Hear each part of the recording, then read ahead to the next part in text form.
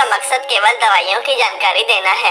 अपने डॉक्टर की सलाह के बिना कभी भी कोई दवा न लें और ये वीडियो पूरा देखें क्योंकि दवाइयों की आधी अधूरी जानकारी घातक होती है।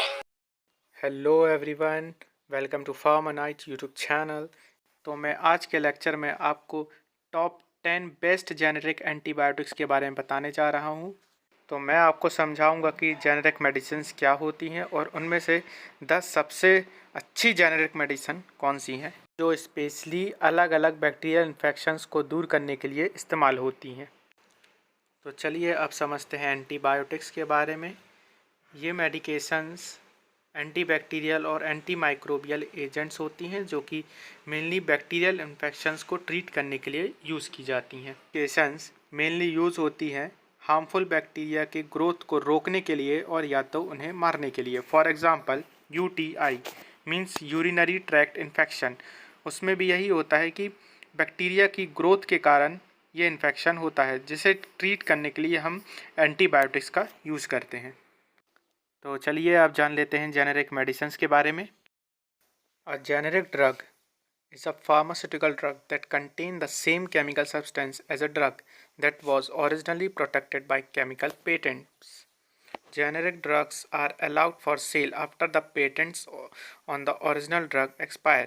इसका मतलब कि जेनेरिक ड्रग्स तब यूज़ किए जाते हैं जब उसका ओरिजिनल यानी कि उसका जो पेटेंट किया गया ड्रग है वो एक्सपायर हो जाता है, उसके बाद ही वो अपने केमिकल नेम के थ्रू मार्केट में आती है। Example, Flagyl is a brand name while chemical और जेनेरिक नेम इज़ मेट्रोनिडाजोल।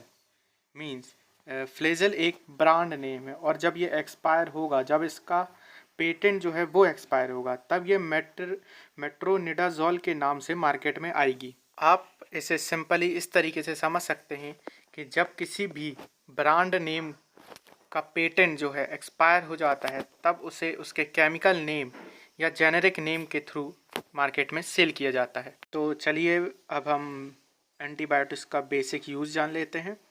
ये स्किन और सॉफ्ट टिश्यूज़ इन्फेक्शन के लिए मेनली यूज़ की जाती है। फॉर एग्ज़ाम्पल, अगर स्किन में आपके कोई भी रैशेस हो गए हैं, इन सब चीज़ों में ये यूज़ की जाती है। Streptococcal pharyngitis means strep throat, इस कंडीशन में भी ये यूज़ की जाती है। स्ट्रेप थ्रोट मतलब होता है थ्रोट में, मतलब गले में सूजन आना या दर्द होना। Travellers diarrhoea, upper respiratory tract infection, urinary tract infection, acne, bronchitis, conjunctivitis, otitis media, sexually transmitted disease are basic use of antibiotics. चलिए अब हम टॉप 10 जेनेरिक एंटीबायोटिक्स के बारे में जान लेते हैं। पहले नंबर पे आती है एमोक्सिसिलिन, सेकंड है डॉक्सीसाइक्लिन, थर्ड है सिफेलैक्सिन, फोर्थ है सिप्रोफ्लॉक्सिन, फिफ्थ है क्लिंडामाइसिन, सिक्स्थ है मेट्रोनिडाजोल, सेवन्थ है एजिथ्रोमाइसिन, एट्थ है कोट्राइमोक्साजोल, नाइन्थ है जेंटामाइसिन एंड टेंथ है लीवोफ्लॉक्सासिन। तो आइए शुरुआत करते हैं एमोक्सिसिलिन से। ये एक पेनिसिलिन क्लास का एंटीबायोटिक ड्रग है और ये मेडिकेशन एमाइनो पेनिसिलिन के अंदर आती है। इस मेडिकेशन को बीटा लैक्टम एंटीबायोटिक के अंदर भी इंक्लूड किया जाता है जो कि एक पॉपुलर एंटीबायोटिक की क्लास है। ये जो मेडिकेशन है ये 500 मिलीग्राम के टैबलेट में आती है। जैसा कि आप यहाँ देख सकते हैं, amoxicillin capsule IP 500 milligram. Amoxicillin is an antibiotic use to treat a number of bacterial infection, मतलब ये बहुत सारे बैक्टीरियल इन्फेक्शन को रोकने के लिए सक्षम है। तो चलिए एमोक्सिसिलिन की डेली डोज की बात कर लेते हैं। आप इसे दिन में 750 से 1000 मिलीग्राम पर डे ले सकते हैं। इसका मतलब 1 से 2 कैप्सूल पर डे। तो चलिए अब हम दूसरी एंटीबायोटिक के बारे में बात कर लेते हैं, डॉक्सीसाइक्लिन। ये एक मेडिकेशन है जो कि टेट्रासाइक्लिन क्लास के अंदर आती है। टेट्रासाइक्लिन भी एक पेनिसिलिन की तरह ही एक क्लास है। ये डॉक्सीसाइक्लिन ब्रॉड स्पेक्ट्रम एंटीबायोटिक्स है और अगर इसकी इफेक्टिवनेस की बात करें तो ये दोनों ही ग्राम पॉजिटिव और ग्राम नेगेटिव दोनों ही बैक्टीरिया के ऊपर इफेक्टिव होता है और इन्हें लॉन्ग एक्टिंग टेट्रासाइक्लिन भी कहा जाता है। इनकी टी हाफ लाइफ 18 से 24 घंटे तक होती है।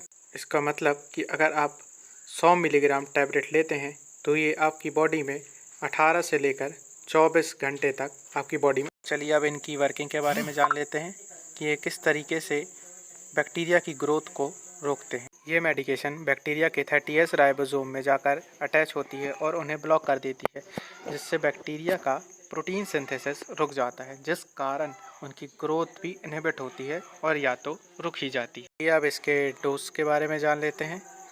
डॉक्सीसिलिन को दिन में 100 से 200 मिलीग्राम पर डे लिया जाता है थ्रू ओरली। सो फ्रेंड्स, मैं आज की वीडियो को यहीं पे रोक रहा हूँ क्योंकि वीडियो की लेंथ काफ़ी बड़ी हो रही है, इसलिए मैं आगे की एंटीबायोटिक्स को अगले लेक्चर में कवर करने वाला हूँ। ऐसी ही वीडियो देखने के लिए मेरे चैनल को सब्सक्राइब करें, वीडियो को लाइक करें और ज़्यादा से ज़्यादा हो सके शेयर करें। Thank you for watching.